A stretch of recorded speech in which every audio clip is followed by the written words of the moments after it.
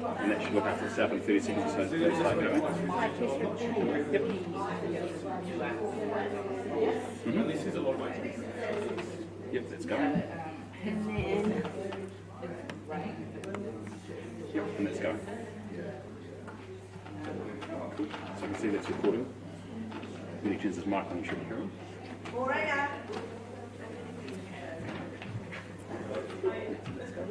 Yeah, good, yeah. So, I hope you enjoyed your morning tea. I'd like to introduce you to Mark Franco from Intercol. He's the General Manager, and he's here today partly due to Jubilee Private Driver Service in Chicago, where they work with Mark to help particular clients, and the outcome is really positive. I also believe he's done a bit of furniture removal in Hamilton or Cambridge for Cambridge Community House when he spoke there not so long ago as well. So, thank Mark, you. thank you so much. Could you take us on? Yes, everybody hear me okay? Yeah. Here we go. Lovely. Here we go, thank you. Just on the Cambridge, we went to a budget organisation in Cambridge, and while we were talking, there's balls outside, and the wall actually fell over. We had to, all of a sudden, I had to go get a t-shirt and I had to shift furniture all day. But it was really good, thank you. So we've got a good relationship with the Cambridge budget. Thanks everyone for being here and for letting me come and speak to you. I have had a program running for some time where I, outside of Auckland, visit budgeting offices and community law centre. Never in a formal environment, we normally just all sit around a table. So as much as I like being here standing in front of you, if we could still maybe run it like that, if as I'm speaking, if you've got a question, if you want to interject, if you've got an experience with my company that was different to, or similar to what I'm saying, please put your hand up. Anything, let's just try and make it a little bit more than me standing here talking. Intercol, just show of hands, who's heard of us? You can keep your hand up if you had a good experience. Yeah, that's all right. It's worse when it's everybody keeps their hand down. That's the worst thing. Probably some of you may know us as District Collections or the District Collection Group some time ago. And we moved from that. So what I thought I'd do today is just explain to you who we are and why who we are has got me standing in front of a few people. What we do, how we do it, how we actually do it in terms of what we're trying to do at each visit. Then cover off a couple of trickier things such as disputes, how we address them, fraud, and then again deal with any questions you might have on Intercol in particular, my thoughts on debt collection, my thoughts on just about everything. I'm quite keen to be asked questions. Who we are. So as I said, we started as District Collection Group when I started in the company in 2013. In 2014, I got made General Manager. I was previously had a history from Bakewell and had stayed in debt and finance for some time. District Collections was working agency debt where we collected on behalf of people with a commission and was purchasing debt where we buy large tranches of debt that's not performing from telcos and utilities. We made a decision then to move away from the agency debt, collecting on behalf, and focus more and more on the PDL market. So we have 50 staff, we're based in Appledale, we're nationwide, we're New Zealand owned, we don't have call centres in Manila. And why I say that is I get a lot of feedback that's negative about that. What we do have is I hire people from the community, I've got a wide range of staff, and we try and bring a maturity to the process. Now, I'm sure we've all got stories and you're welcome to help me with some straight away, but we haven't achieved that. But if you have a look at the volume of files we're moving every day, I think we do a good job. Did we ever do a good job? Once upon a time we weren't probably as fair as we could have been. So 2014, I'm general manager. I've inherited something that's going very well, 3 or 4 staff, 50 now. We pushed on. We didn't wear uniforms, so a lot of the complaints at that time were that I was sending gang members to people's houses, which we didn't. But if you send someone up with tattoos, that's the assumption. So we have uniforms, I'll talk about that. And we were collecting basically finance company debt at that time. Fast forward to 2015, and I had the joy of ending up on a fair go story. The fair go complaint was made by a budgeting office and a community law office at the Manor 2. And on my notes, when I was writing notes, I said, I think today that the story was a story that needed to be told. I do have a personal opinion on the fair balance of the story, but I think it was the kick in the pants we probably needed to start looking at how debt collection had always been done, or at least how I had always done it, which was a little bit me trying to take the most money in the shortest time with less regard of the outcomes of that than there should have been. Okay? My caveat here is I still do that. I still run a company where we're trying to collect debt in the shortest amount of time. So I'm not trying to sugarcoat what we do here. We buy debt that's cheaper than the dollar and we're trying to collect it. So the story got told that we'd perhaps been a little bit overzealous and hadn't provided documents or explanations on the debt as quickly as we could. And I'm sure there's at least one person here who's seen the problems with us providing documents on time, and I can explain why that is. So when did I settle from the Fair Go episode? I thought, I don't know what I'll do. I'll jump in a plane and I'll go down and see them, and I'll walk into an office and I'll say, I'm here to see what can we do better. And that's developed now 5 years later into a great relationship, fantastic relationship. They gave me, it was a bit frosty, and there had to be trust built. And we started working on a system where, it was in Whanganui, where if I sent an agent to Whanganui, they'd hand out the details for that budgeter, or they'd obtain privacy authority to take the person's details through the budgeter, so the budgeter could contact them. I'd like to say it's a system that works really well. It doesn't. If I have an agent take 100 files, he might speak to 40 people. We might get 2 people go to the budgeters. But it's 2 people that wouldn't have gone. So we processed that for about 12 months, and that was going well. And then I expanded through Palmerston North, a great relationship in Harbour and New Plymouth. We've slowly spread it out. We've avoided Auckland. I tell you what, Auckland's so big, and I don't really know where to be sending people to get the best advice. So I think we're going to start going to Auckland, but I need to make sure that it works in line with what we want. I'm also aware, I don't want people to be cynical and say these guys are only doing it because of this and this. We're doing it for a lot of reasons. One is from my commercial perspective, that makes sense. So again, I come back to what I actually do for a living. So I collect money off people that don't know.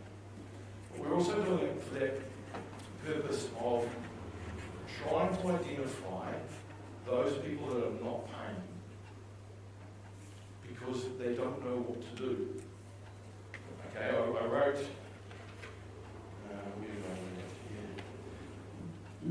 I need to explain now that we as a company, we SMS people, we email people, we call people, we write letters, we do what everyone else does. But the reality for us is that the majority of the debt we buy either has the wrong contact information in it, or the contact details are being ignored. Sometimes they're ignored by people who have dozens of names and are being fraudulent, owed by people who don't feel they should pay back their contractual obligations. And sometimes they're owed by people who are just horrendously threatening. When we want to discuss their debt, set the dog on us and we'll carry on. But sometimes they're owed by people who have a lot of debt and simply do not know what to do about it. It's these people we work really hard to help. Again, the results don't really indicate that when you knock on the door and say, why don't you go to the budgeter? and people rush for the budgets. It just doesn't happen. I left you an FAQ on your desks. Everybody we speak to on the chairs, everyone we speak to gets handed one of these. So it basically says that if it's outside of Auckland, we write the budget as details on it. All of our, I'm jumping forward a little bit, all of our conversations are recorded. We won't interact with a member of the community unless there's a reporter. So the first thing I will say is run through a privacy spiel that allows someone to know they're being recorded, they have access to the data, and then we'll run into the spiel. But I'm running ahead a little bit. So how did I get here? So we continue to grow the idea of reaching out to the community. We had feedback. We needed uniforms. We had to buy uniforms that weren't in colours that offended people in gang areas. So we settled on a white blue that we thought was pretty bus driver looking. Turned out it was pretty police looking. Put that with a stab-proof vest and a radio, and that didn't work. So now the guys wear a grey shirt.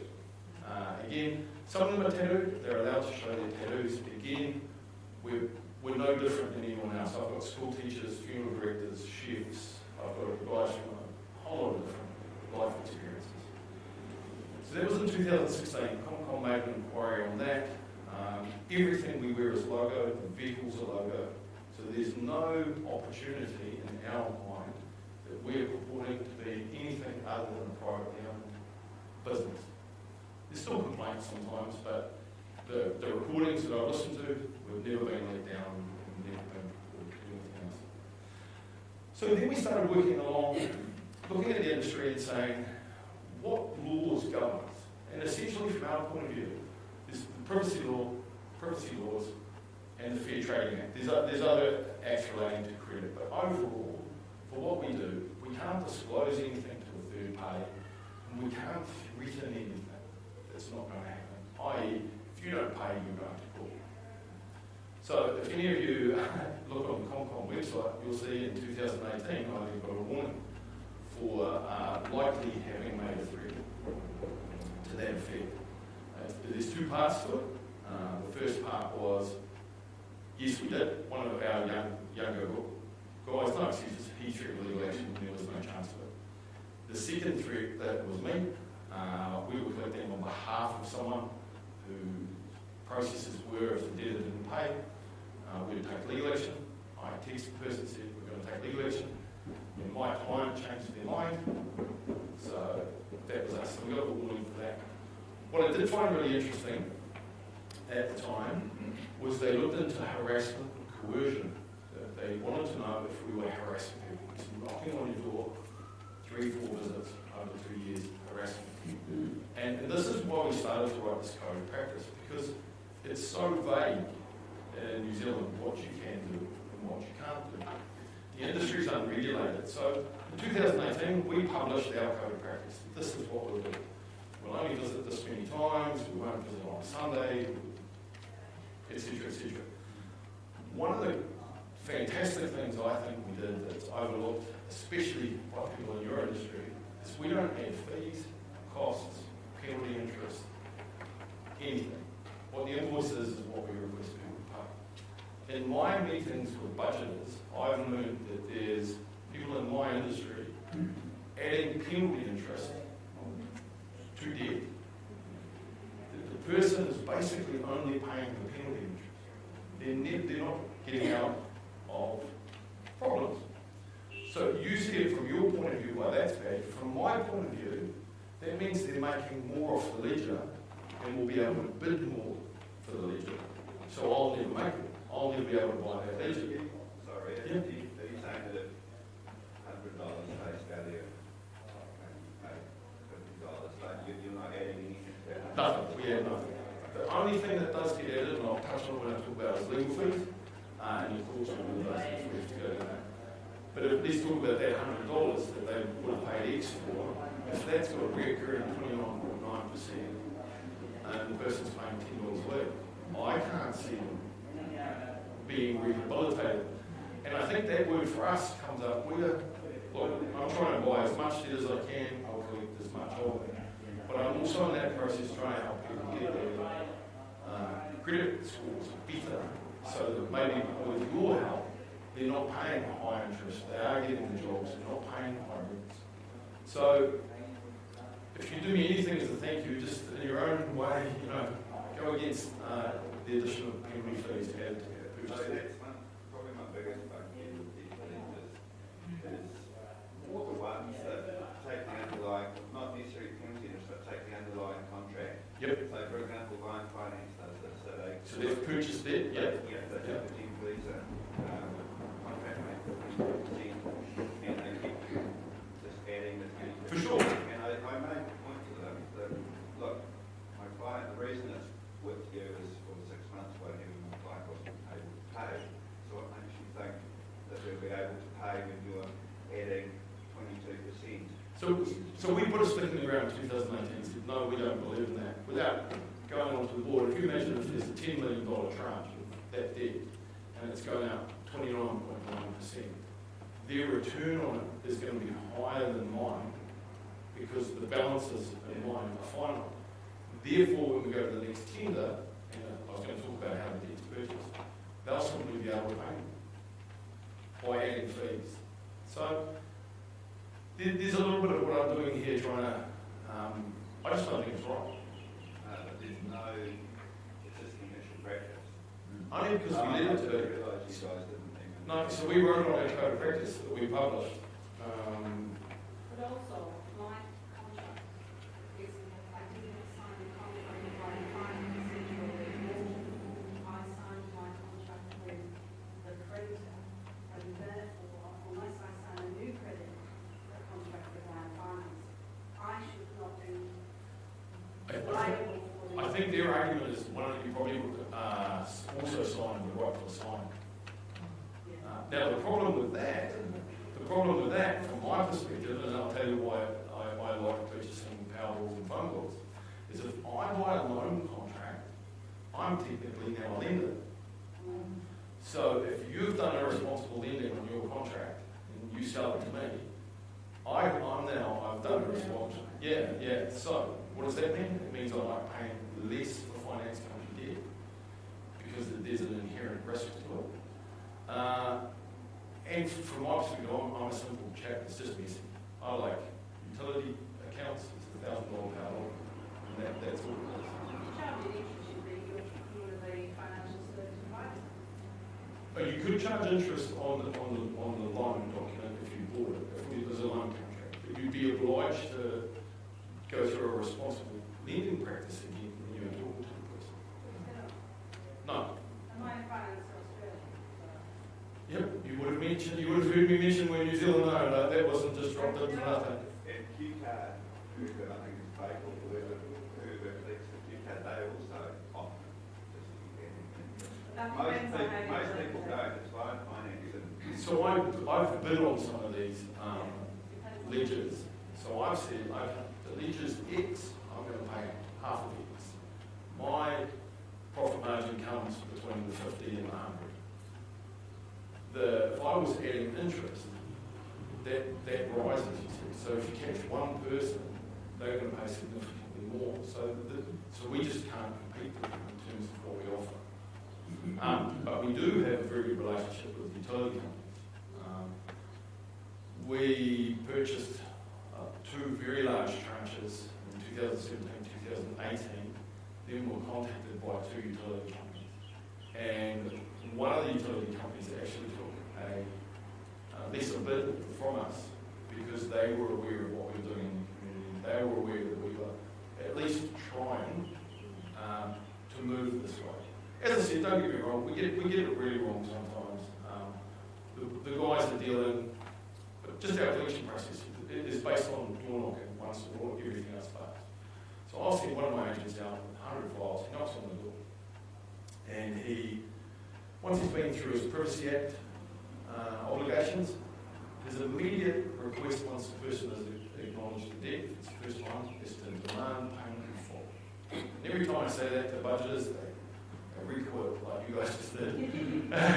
And there's a couple of reasons for that. One is the commercial reality is 20 to 30 people a week, say to our guys, oh, okay, I'm paying for average debt size $1,500. So for me, that's a very good revenue tool. Secondly, from a collection standpoint, it starts the negotiation process. The person will say, I can't afford it. My agent is meant to then start at $32.50 and allow himself to be talked down. Pre-2018, we measured the average repayment amount that we were getting on every repayment. Since we've brought in this process, that average repayment amount has dropped 30%.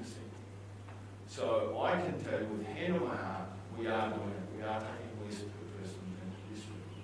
I can also tell you that as a result, the agents are not going back to people as often, and our revenue has done that. So as a company, by adopting what I just call a friendlier model, we're doing better. So we're actually, this has now become a commercial strategy that sees us doing better and the person at the door paying 30% less than they were going to if it was gone. So, I mean, that works for everybody as well. We asked the person to sign the direct debit for an amount. Let's say it ends up at $20. We ask them if they're having budgeting advice, budgeting with anybody.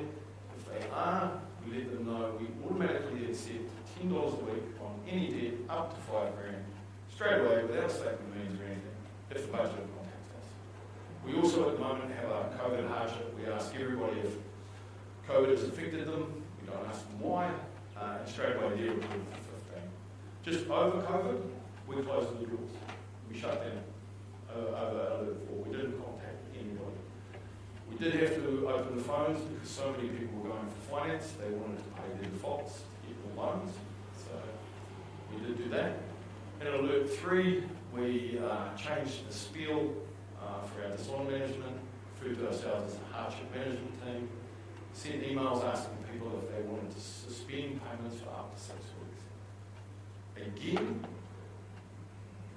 the old debt collector in me thought that was crazy. I've seen the results. It was the best thing we ever could have done. We tried to treat people like people. And again, coming back to what we're trying to do. And it worked. So, we got through the ComCom issue,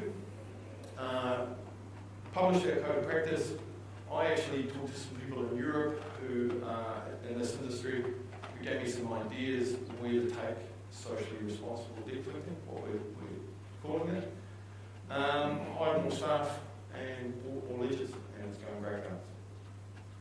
I ended up here today through dealing with a debt that was in Chicago. Lady contacted me, a budget there by the name of Sharon. And sorted a problem out with her. Had never been to Chicago, jumped on the plane, saw her, spoke to the staff, and here I am. So that's who we are. Make sure I don't talk too long. Anyone got any other questions? Or? I do. Yeah. Okay, so, I mean, obviously it might, but it's not about you. No, it's sorry. generic. Yeah. The biggest problem that we have is how do people, you just said people have multiple names and blah, blah, blah. How do you establish that you have the right person? If I'm not doing a lot, and I said I'm looking for Mary Smith, and you're Mary Smith, and you said it's not me, it's not me. I might say, okay, and I might ring you while I'm talking to you, see if your phone goes. Say, okay, your phone goes, but that could still be corrupt data. Then I would say to you, I wonder how this has happened. Or, because it could have been that you gave your ID to your sister because she had bad credit, or you lost your purse.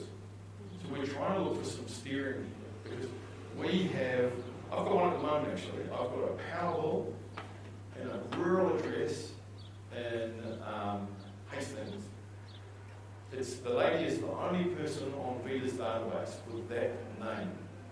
And the debt has got the date of birth of her son. And they're saying, well, it's none of us. And the power was supplied to their house.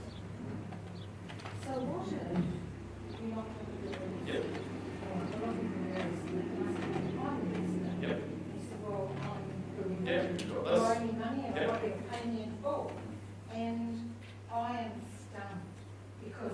first of all, I don't own them, and I've never heard of them. I'll come back to that because that happens a lot with ID theft. So I'll come back to that. And suddenly, and it might not be that you've got them at all, the experiences that I've had has been where, in fact, a judgment has actually been made against my nearest mum. And so my nearest mum is now having money deducted from her pay, which is causing hardship for her family. She's got absolutely no idea how it happened. Yep, is it from us? Oh, no. No. Because we do it too sometimes, yeah. So that's one of the things. I mean, absolutely establishing that you are speaking to the person who knows the debt. But the other one is, not last year, but the year before, I don't know whether it was you, but there was some Collection agency. company, yeah. Some agency brought up a whole heap of debt, and Do you know they, what debt it was? Who was the vendor? no, I don't. I can't remember. Yep. But what they did was they literally sent out nearly on Christmas Eve, people got it on Christmas Yeah. Eve, hugely letters, and it was all about the same debt. So everybody with a name that was anything like it, say it was McDonald's, all the Donalds, all the Daniels, all the anything. Definitely not us. And these people got letters saying, you owe this money and you have to pay it or you'll go to court. So straight away, just there, a letter that says you do this or you go to court, if they have no intention, I learned this the hard way, if they have no intention of taking that account to court, that's a breach of the Fair Trading Act. Well, our clients don't know that. No, No, they don't. and that'll come back to how are we going to educate people on these things. But Yeah, so, you know, when people receive a letter, one of the things that happens is someone will open up the letter, if you like. So this is amazing. No, that's right. But Yeah, but they open up the letter and your immediate response is, oh my God, I had no idea my husband had run up that debt and it hasn't been paid. or I gave it to my sister, she told me she paid it. Absolutely. Yeah. And in fact, it isn't them at all. It's not even them. It's somebody entirely different because the agency has not truly established. Or there's corrupted data at Equifax and or Centrix that believes that person is that person. So That what can if happen. somebody's Christmas, hundreds of people's Christmas have been ruined because Well, just on that, straight away I'm thinking if you're sending letters, there's privacy issues, there's fair trading issues, I wouldn't send a letter on Christmas to be really quite blunt, it's not going to get paid, it's a waste of the $1.50. Unless they just purchased a ledger and then we're obliged to send an assignment notice within 10 days, we have to. But even then, you work it because you're not trying to push the person away. If anything, you're trying to bring them in. But there is corrupted data, so just touching on that, sometimes there is. I was going to talk about fraud at the end, but we get a lot of, because we purchase telco debt, we get a lot of someone's used your details from somewhere, and down in Gore, they've bought 3 mobile phones. You don't know anything about it. The debt was worked by Spark in-house, was worked by Baycorp, was worked by credit consultants. They just keep sending letters to Gore. Comes to me, I've bought it. I go, no, she lives in wherever you live. So we come and see you, and you're horrified. It's not me, it's not me. So I then have a dilemma. The backstory to that is we have a lot of people say it's not me when it is. Or it's not me when what they mean is I bought the telephone for my sister because she had bad credit. So my guy is meant to get to the bottom of it. And he's meant to say to you, if you believe it's fraud, get a copy of the fraud report from the police, just go in, give me a number, and we'll close it. Now I actually wrote at the end of this on fraud, we're getting, and then if you don't, then I'll take legal action. Because my belief is, and I'll tell you where this is going to be changing, if you believe it's fraud, and I'm trying to get you to help me to close the file, and you won't, back to you, because that's harassment. I'll talk about harassment again shortly. I'm left with no other options. So I'll file a statement of means, notice of proceeding, statement of claim, come back and serve it on you. If you truly believe it's not yours, you now have the 30 days to dispute it. Is there an amount that you cut off taking legal proceedings? Mine's 500, but economically, 1,000. 500 to 1,000 are generally only used for people we don't want to go back because they've got a huge football. Yeah. So, or they're presented a firearm, or we're out there. This is real people. I've had a situation, I'm just going to sort of throw Yeah. this out because it was a bit different for me. A client's gone into, a council to go buy a phone and then it was signed up for a contract, but it was signed with two different telecommunications companies. However, the client obviously just received the one SIM card, but he suddenly owned the other telecommunications as well. So, that mistake was obviously made by the shop. But then I would say, and I have to just preface this, I'm talking about people that are like us that would be confident to articulate that, and a lot of people aren't, so I know that. Yeah. When that person, but when they got phoned by the second telco company, the argument is he probably should have dealt with it then, not 12 months later when I bought it. The thing is that they didn't know that. Oh, okay, so that's a dodgy job on my account. Yeah, so they just received the notification of the debt once it was with the debt collector.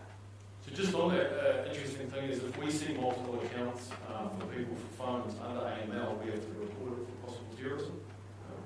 There's all these other things going on as well. I've got 5 phones at one address. The guy brought to me today, and they're all obvious fake names. So that should be an AML report. The judgments and other people's names, I've seen that, and again, if you won't engage with me at all, and I'm left with no other option but to file documents and serve them on you, it's a privileged document, you're obliged to do something. Now I know a lot of people don't, but that just starts the process. I'll get judgment, I'll get an attachment order, yep, I'll take $30 out of your wages. And you're there screaming, it's not me, it's not me. And I'm saying, give me a fraud report.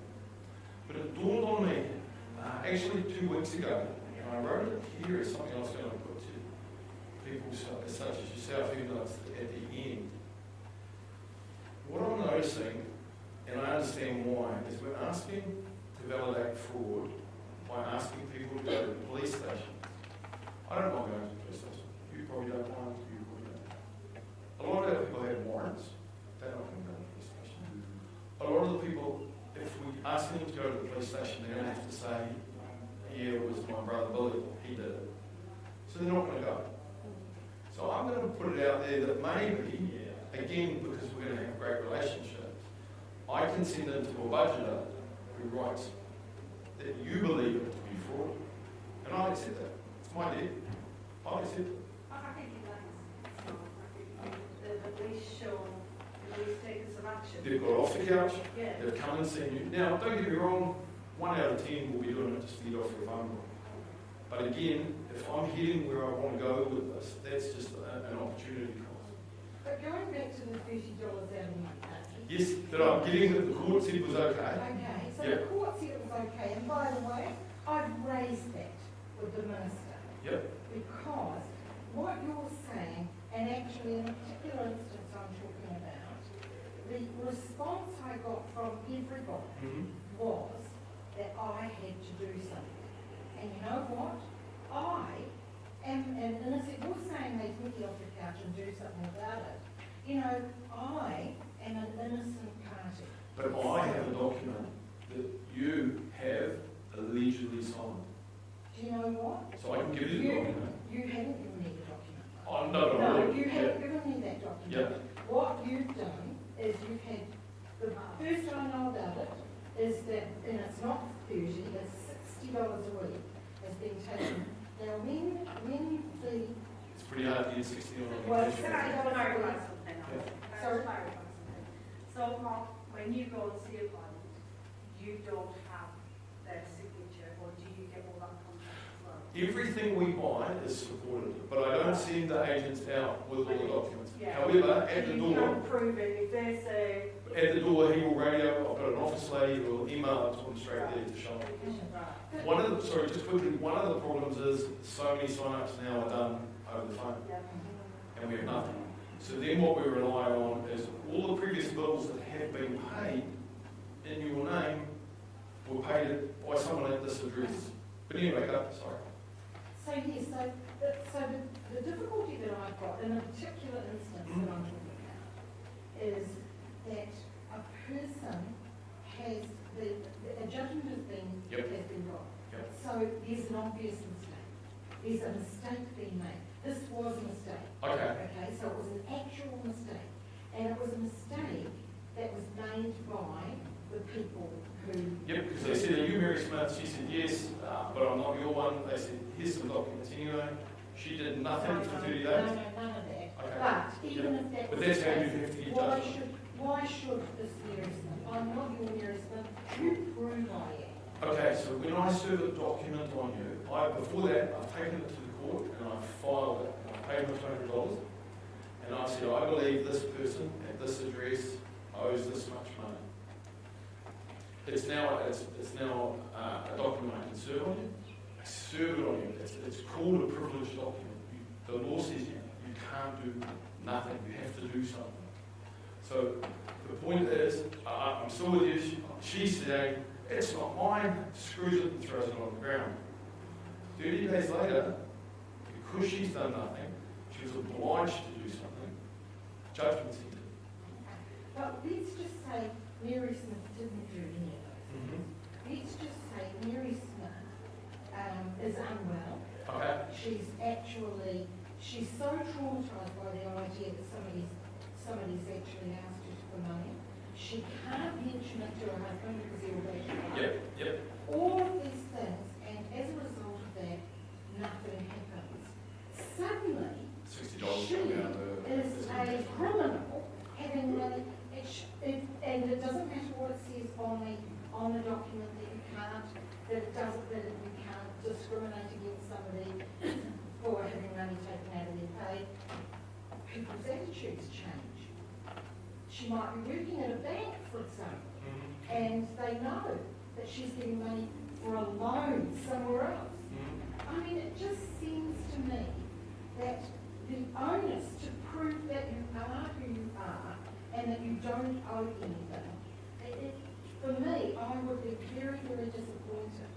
And How would you redesign it? how would I redesign? Well, first of all, when somebody rings, someone like a budgeter rings the actual originator and says, you have made a mistake, the date of birth is different. See, I'd like to think that would come straight to me and we'd talk through it And then. then they say, well, this is what you have to do, not this is what we will do to remedy the situation. It's like, they who instigated and made this hideous mistake, they have to do nothing. So what was, And I have to do something. was this one based on corrupt data or fraud? I believe it was corrupt data. Yeah, okay. What I think is that, just like you said, I understand can't pay, won't pay. Yep. Right? So I believe that the Mary Smith we're talking about was a won't pay. I believe that the Mary Smith way back, not my Mary Smith, but the Mary Smith who took out the debt was a won't pay. So what these people have done is they've looked on Facebook or somewhere else 100%. Stolen. Yes. and they've said, oh, there's a Mary Smith, let's go and take some money out of her money and let's get this paid. This is my life because all the easy accounts get dealt with by Spark, in Bakewell, in credit consultants, and we buy all of these ones. It does happen. If we've ever found to have made that mistake, and it comes in front of me, we fix it straight away. That's money's refunded, we apply for judgment, But we set aside. the victim never gets anything. Well, they could seek redress. If you can show, because they've also had a default loaded against them, if you could show that because of the erroneous or incorrect data, they suffered a loss, you could seek redress for that. But what if the loss of emotion? As I understand it, and I can talk to you about the time I breached privacy, you can still claim for that. So, Yes. Free loss on him. have you taken the case to the relevancy resolution scheme? That's, I think you get At the moment, I'm still with the ministers. 2 ministers. That's good.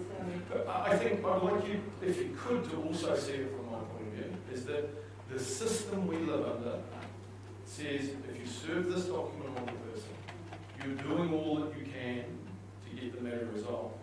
And there's an onus when a document's served on you to do something. Well, we've got some there where we serve documents on people and it's transpired. We just apply to judgments inside. I apologise. If it's resulted from us not listening, as opposed to us trying to talk to someone, and again, they get the football out. It's the same with credit report. You got something wrong with that. Very much so. It's your onus to speak to the creditor who's put that on. It's not the credit report. no, but when you speak to the person who's put it on, and they just say, oh, these are the steps you Yeah. have to take, it's like, I don't do anything. I'm sitting here, I'm having my cup of tea, I've done nothing. I get it. I get it. It's like, sign it off, you do it. And then if, I have CFA.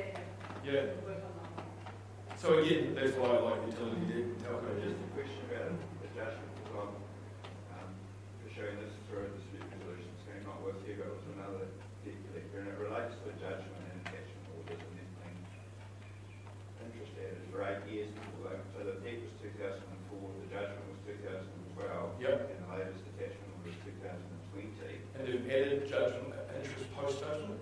A couple of thousand. Which we call ours, But the yeah. issue is what we had.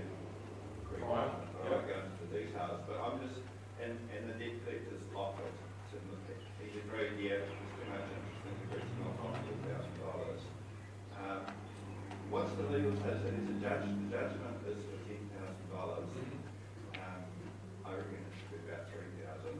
He's agreed to knock off 4,000. Can he just do it? Yeah, he paid full himself? fines. Is he Yeah, like well, charged it? If he owns that debt, we do full and finals all the time. Because the idea is that the debt that I purchased, I want that money back so I can repurchase. But you said there was interest added prior to the judgment? Is it post-repossession? This is door-to-door, client order computer, Yep. in 2004, only paid a couple of times.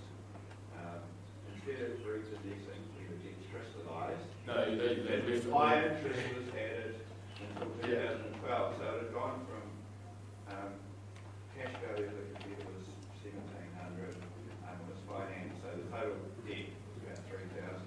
Mm. If it had been repossessed, that would have been these payments. Instead, it goes on, and then it's 10,000 by the Yeah. time they go to court. Or by the time they've sold it. But when we... And they retained, it's the same Oh. person from 2004.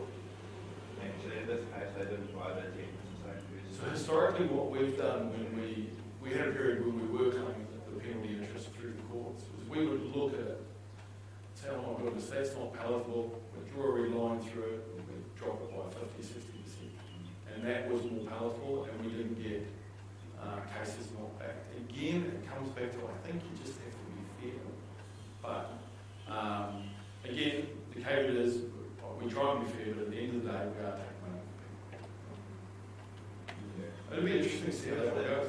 What's happening is the deputy registrar is not looking at, it's very, I've got all the documentation, it's very convoluted. They probably don't look at it properly, they just send it, and it's $10,000. If they looked at it, they would send it to a judge. Well, they do send them to judges. I have one to go to judges Yeah. quite often. So just on we're jumping around a little bit, just on legal action. And that's all right. No, that's all right. So we come back to when I was sitting in front of the 3 lovely ladies from Hong Kong and they were recording me and we were talking about harassment and coercion. What's harassment? And you have a different idea than I had. The case that got me in front of them was we had a lady, there was an attachment order on wages. She left. We were trying to get in touch with her to see where she was. And over a period of 30 days, we made 13, I think, 1 or 2 up and down, attempts to contact. We call it attempt to contact, where it's unreciprocated conversation. So it was a message, an email, and a voicemail. So we left 13 of those in a month, and that needed to be investigated. So there isn't anything that really defines what harassment is, what coercion is, but I understand that someone knocking at your door is contentious by nature. We're not silly. So this is how we sort of approach it now. So if I come and knock on your door, and you open the door, and we both agree that we've got a debt that we purchased from Contact Energy, and then you say, well, I'm not paying, and slam the door. So I go away. I'll tell Mark will tell me off so that he'll get a direct debit. And in 6 months, I'll come back and I'll try again. And you'll say, go away. The argument starts to be put forth, why do we keep going back? We've already been told twice that nobody's going to pay. Now you and I both understand that that's probably the person's reaction to the whole threat. They're just saying, please go away, I don't want to deal with it. So we might go back a third time in another 6 or 12 months. And this time the ball does come out. So we're not going to go back. I'm not going to, and say it's a $600 deal.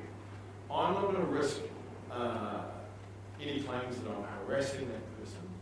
So now I just take legal action.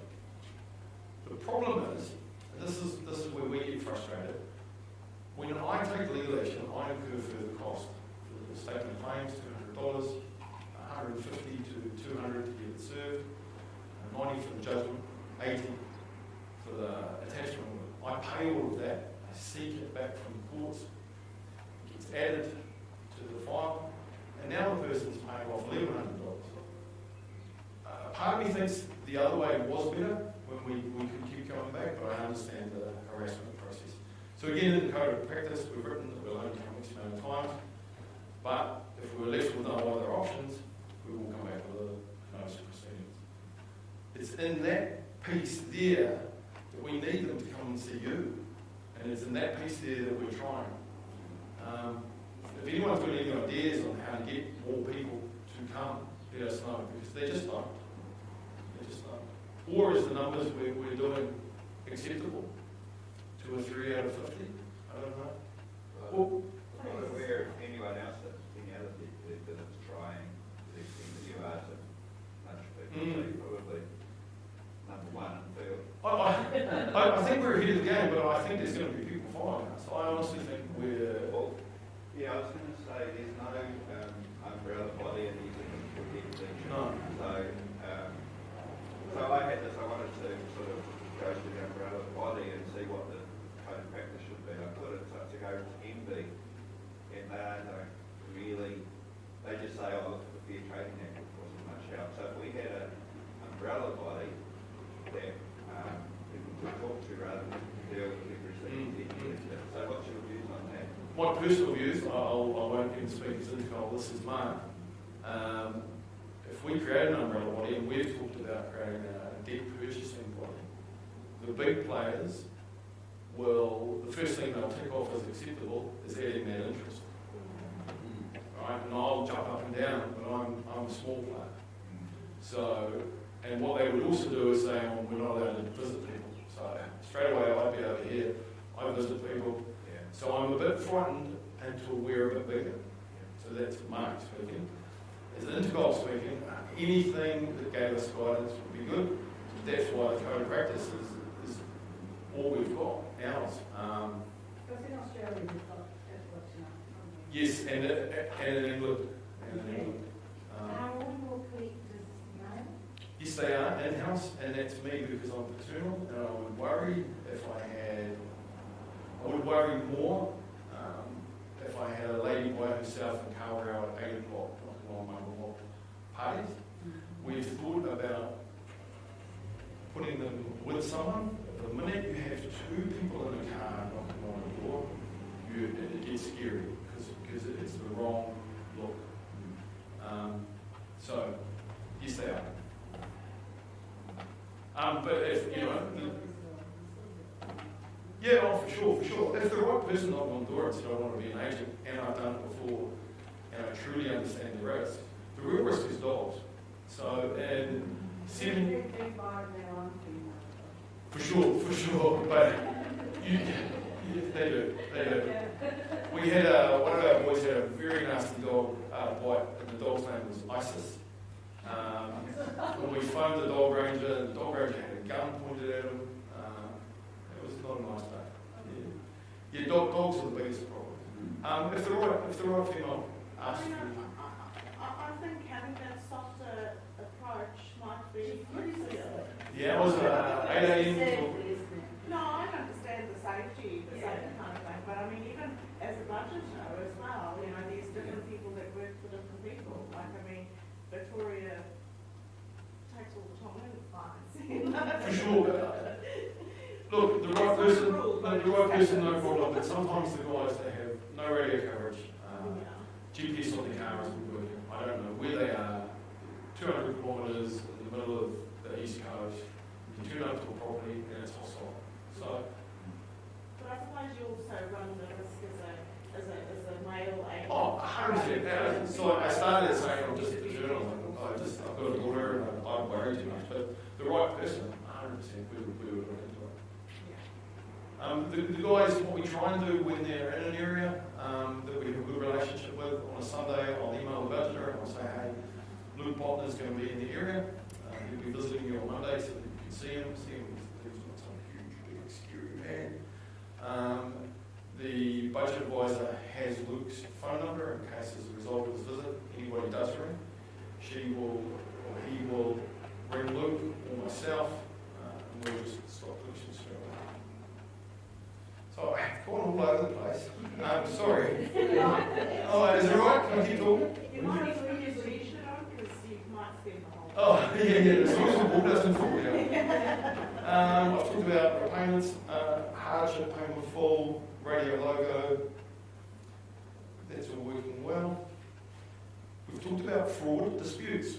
Disputes is something that's really difficult. The agents are meant to obtain information straight away saying, well, first of all, is the dispute based on some sort of legal principle or is it just madness? And what I'm saying is, I shouldn't have bought it because I don't want to pay my spark bill because when I was trying to watch the World Cup, it's this for a mobile phone. I didn't like the service, and the lady at the other end was rude to me. I'm not paying it. So my mobile insurance. Well, you probably need. A dispute needs to be based on a legal principle. Something like, that's not mine, my purse got stolen. That power bill was too high. I talked to Contact Energy about the meter, it was broken. My guys need to stop and investigate. What about the wrong ICP? ICP? On a power account. What about you were charged for a year on the wrong ICP number and you repeatedly contacted the power company to let them know? So straight away, my guy would go, okay, I'll go back to the power company, we'd go back on query sheet, say, was there any evidence of a historical dispute? Because they're not meant to sell disputed debt. They're not meant to sell NAP debt. But they do. If I buy 20,000 files at once, and electronically they've been cleaned of all sorts of things, we still get ones in there that shouldn't be sold. Would you do anything as a debt collector though to investigate that? 100%, because if you've sold me one that you shouldn't have, I want my purchase price back. No, but I mean, if I say as a client rang you and said that this is the situation, I didn't put the wrong ICD number that I've been charged, would you go to your client to investigate that? 100%. I only want you to pay what you owe. I don't want you to pay all of that, what you owe, but not if you have a legitimate dispute. Now, where it comes back interesting is if I went back to them and they said there's no evidence of any historic dispute. So I come to you and I say, hey, there's no evidence of any historic dispute. Can you show me some of the emails you see? And you say, no. Or what if I show you the different ICD? Yeah, but that does, I've still got a bill here, so can you show me anything that proves it? Now we're at loggerheads. I've got documents to say you owe it.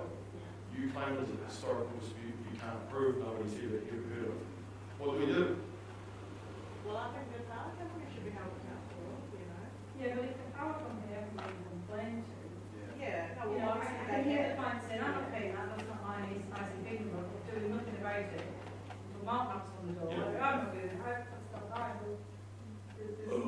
really honest, if you were nice when we talk to you and we could work it out together, fine. If I can't talk to you, if I can't have a conversation that lets you and I find the right conclusion, Yeah, there's a very good chance I'll take you to dispute tribunal. yeah. I think just a lot of this particular situation that I'm talking about is having a big family living in the house next door, and you're as a single person living in this house, and you are being charged for powers of a big family. So I think- But I don't know if you didn't have some sort of cash deal going with them and it was all. Yeah. So what I'm getting is that you'll only go ahead if it's legally binding. No, 100%. I don't want to be in trouble. I don't want to get formally in. I'm 54. I just want everyone to be happy. My first encounter with Interpol. Yep. When I called up, I actually thought they were all cops. Was that when we had the blue shirts? Yes, I Yeah, in these situations, you know, that's why. Yeah. So we've worked. It actually sounded like they were very, I wouldn't say regimental, it's a bit structured. Yeah, I tried. Yeah. Yeah. So, and one said, oh, I'm a policeman. Yeah. But Especially with the blue shirts, and we moved away from that.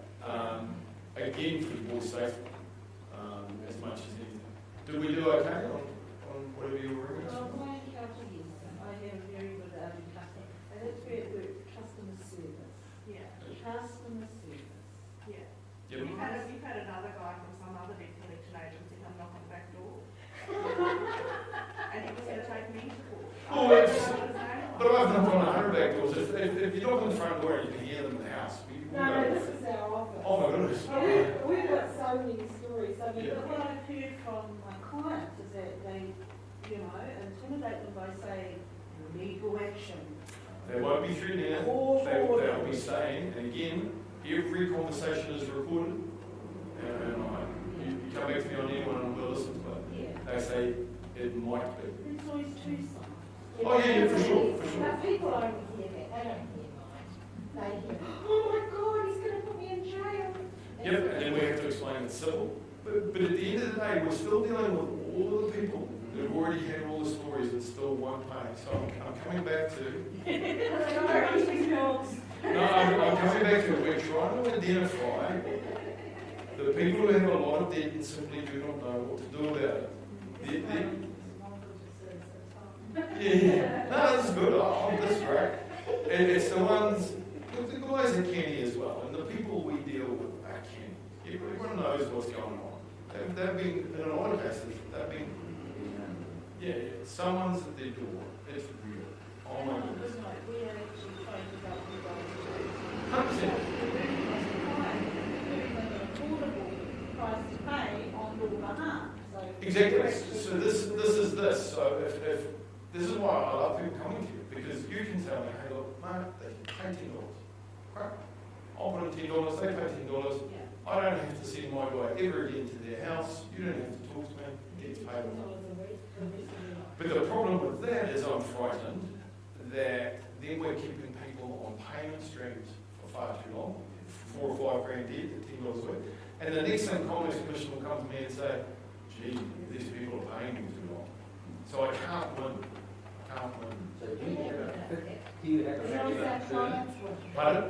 When you approach people for debt application, do you have a maximum term that you apply? No, we don't. But the commercial reality of the debt collection company is you need, the ideal time for it to be paid back is 18 months. 18 months. Yeah, but sometimes if they've got a 10 grand debt and they can only pay $10, Yeah, that's true.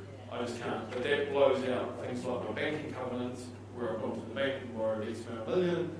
So that's the other side of it, to buy the debt through a tender process. And then this you paying some debts, Yeah, and you see yourself going backwards rather than forward. really quick, yeah. It's just like,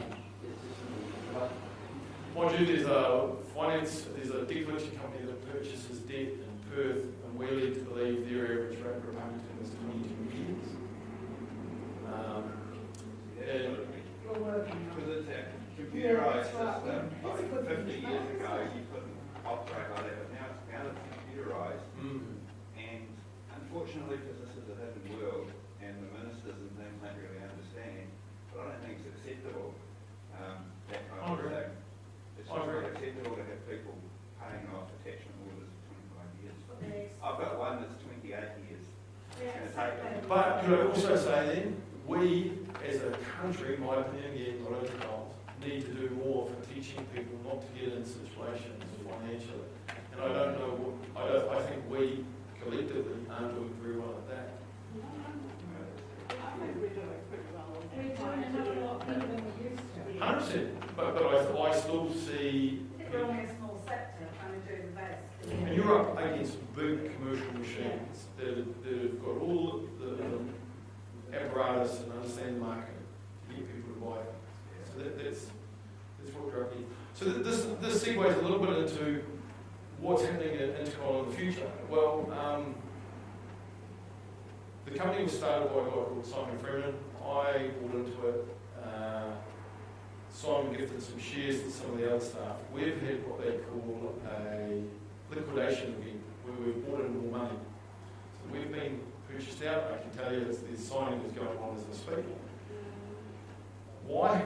We've attracted a couple of guys that are very, very keen to push this side of what we're doing. That's what attracted them. They see this as the way business is probably going to go in New Zealand for all businesses. So they're very, very attracted. We make reasonable returns, so they're attracted as well. The company will remain the same, will still remain the same, but excuse me, one of my jobs now is to get out more into the community. And they've asked me to get feedback on what we could do in terms of a give back to the communities. And so you're going to all probably be getting emails from us just saying, got a small budget, where could we visit an education event for people? We've been told lots of different things. We want to try and give a little bit back. So we're seeing it a bit of light, but also so we can try and just make a difference with what we're doing, because we realise what we're doing is taking money out of the community that people owe, but we try and be seen as part of the community, just another part of the community. So if anyone's got any ideas, I think training people. Well, the topic about education sort of came up earlier and sort of started younger, so maybe funding, providing something or something like that would be good. Yeah, great. And then I'd say, how much? Because I've got no idea what would be the I've got a return. good idea, Mark. Yeah. How much, Well, it depends, try to run a business. Hey, look, come to me. I've got another idea is we buy medical and dental debt and write it off. So, for example, I go to the three biggest doctors, White Crosses in Hamilton. I buy all their debt at market rate, and I write it off. So these The people. government should do that. The government should. Have you been watching John Oliver? No. No, seriously. He bought $50 million worth of TV, unpaid TV No. companies. He bought $50 million worth of medical debt. Probably only has paid Oh. $5 million for it. Yeah. John Oliver. It's a good payout, huh? There's that in it. There's also I get the data. Yeah. So I'm getting something for it. That's a commercial reality. So that's why I liked it. John But Oliver. the government Yeah. should actually do that. Well, you And the talking about reason- attachment to equality earlier. The government are the land bonds in March. Absolutely. $5 a week for the rest of your life. No, You know, but the government should be looking for ways to buy it out. We actually, 90% of our clients, it wasn't, 80% of our clients had debt with doctors. Really? And an earlier speaker said that we have to keep talking about the things that really outrage us. And, so we do. But the fact is that the government should do something about that, because that is a genuine health issue. That debt, even if it's only $20, it might stop someone taking their elderly parent. It might stop someone I agree, taking and I think the government spending a cents here would save dollars here, especially the dental would be what I do first. Absolutely. Yeah, dental would be what. But these are, so do we go to one town and do that? The budgeters in Gisborne, they've asked for taxi chairs because so many people can't get in. So they've said, hey, if you're going to do anything, we'll just have some taxi chairs. You mentioned Cambridge. Cambridge budget is, they have, anyone that comes to see them is allowed to take away food. They've got this going, It might be easier to give them vouchers. Or the food so that the vouchers could be So we're going to announce the change of ownership via a large email. Still Kiwi, Yeah, definitely. is it merging at all? No, not yet. Not yet. So No. you say not yet, who would the other company? No, these are investors. We've got investors coming in. One of the things that's stopped us growing is our lack of ability to borrow money to buy leases. Leases cost millions of dollars. So we've always been hampered by that. So they just put it in money. They're putting the money, but obviously they want to control the shareholder with it. But they really liked what we were trying to do in this sphere. And I think the thing is, are we doing a good job at it? I think so, but we're the only ones sort of doing it, so we're at least trying. Well, you could go and talk to a few others, you know. Yeah, I can think of two off the top of my head. well, yeah. I'm concerned the bigger operators might overtake us in what we're doing. But so we're just going to I'm just going to keep our name, protect myself, take the good comments with the bad. They tend to say that their money in Australia, no, what they say as well, there's a code of practice for debt collection in Australia. We make sure our New Zealand comply with that. Yep. And they're just sitting back, complacent. I think don't get me wrong, I used to do it, sit in the office. I was just sit in the office. It's when you actually come out, I didn't even know until last year that other debt collectors were adding such horrendous fees. 29.9% penalty fee when a person's paying $10 a week. Like, we didn't even know that. And don't get me wrong, we had the conversation, should we do it? Because at the end of the day, we're a commercial organisation, and this would let us buy more leases. I'd probably get short shifts if I was here trying to justify that. 50 staff or 50 staff. Right, they're actually not I've got 17 guys knocking on doors. They spend 3 days, 3 weeks a month in Auckland, and they go away for 1 week out of Auckland. So they're actually all based in Auckland. Yeah. We travel all around the country. We keep control of that, so we keep the culture. Because if I outsourced it, I'd be paying per sign up, and the guy would just be getting sign ups and wouldn't care about collateral damage. So we send them away. It's very labour intensive what we do trying to find people, because the bigger companies, they use all the standard data drilling, data mining, look for people. My guys pick up a file and might notice, oh, the surname's spelt wrong, that a computer wouldn't have done. Transpose a couple of letters, and we're away. Is there anything else I haven't sort of touched? I haven't touched SIOs too much. Does anybody manage SIOs? I do. Yes. Yes.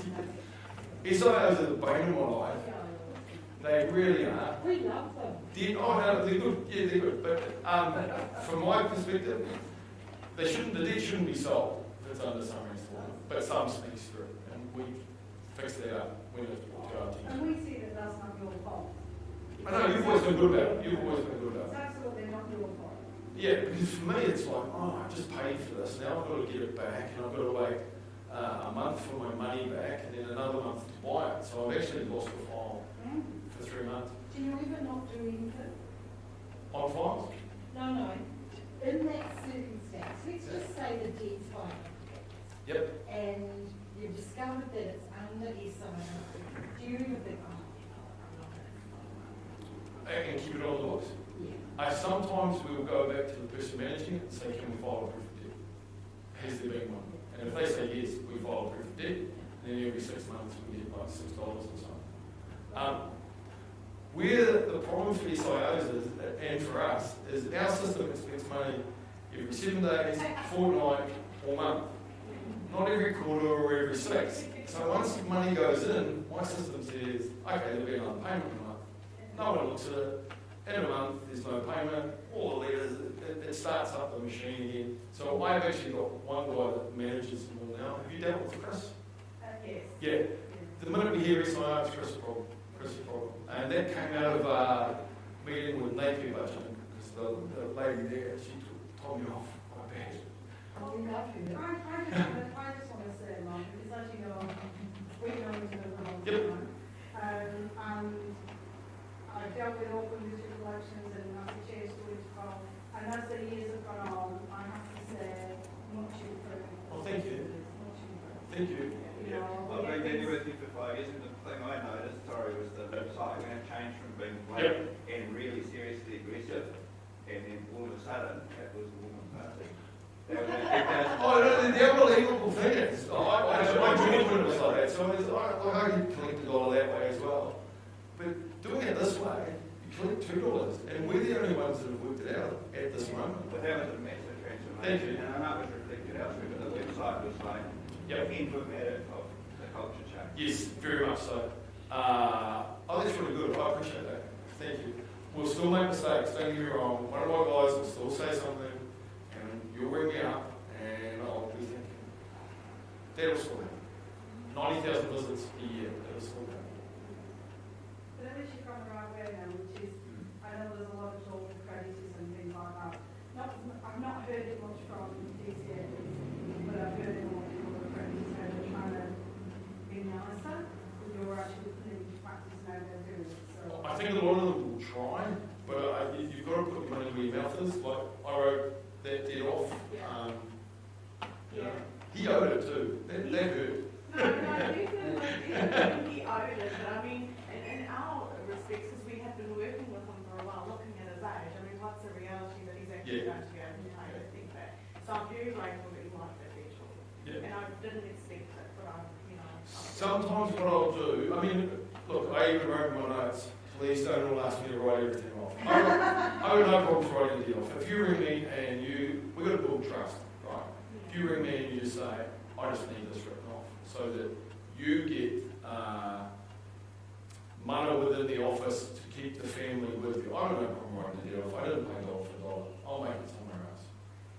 But what I do is I still leave the default unpaid, so that the person's not out there getting more credit, because it might not be them, it might be the families pushing. So that's normally the agreement I'll have. Yeah, we'll suspend collection activity.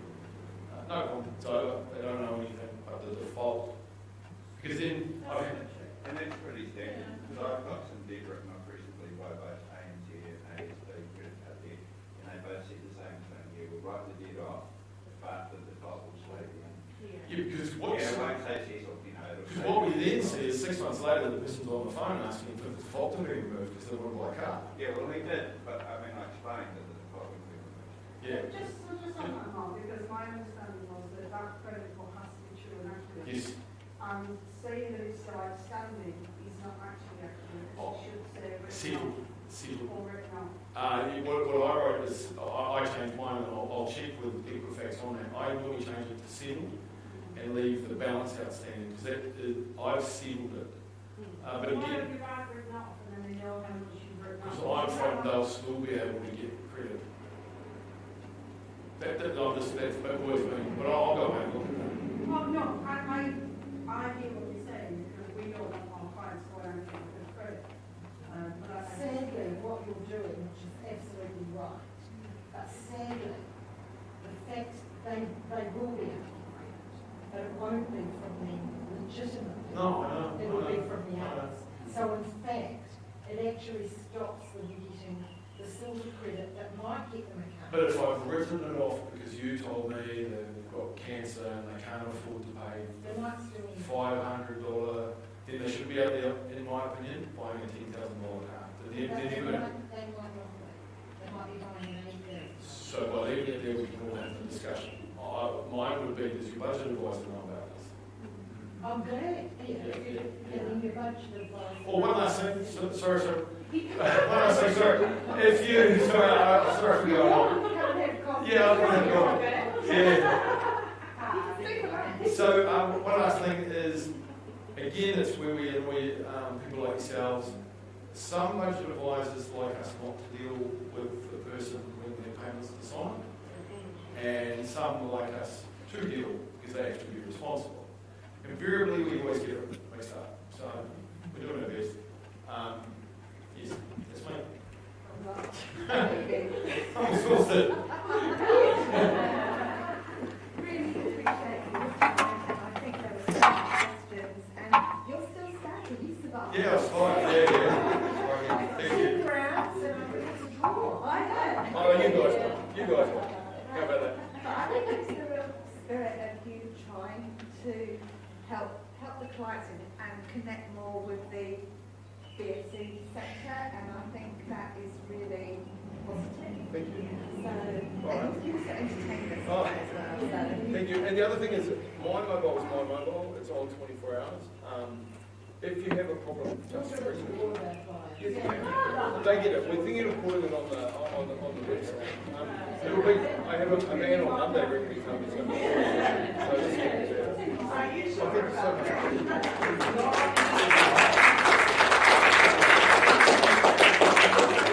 Unless you want Oh, to I need a stay cup. with I need a cup of coffee. You're more than welcome to stay. All right. Thank you. Thank you. I'll just get lunch out and then, yeah, if you can follow me out slowly, it'll be ready for you. And I can give you.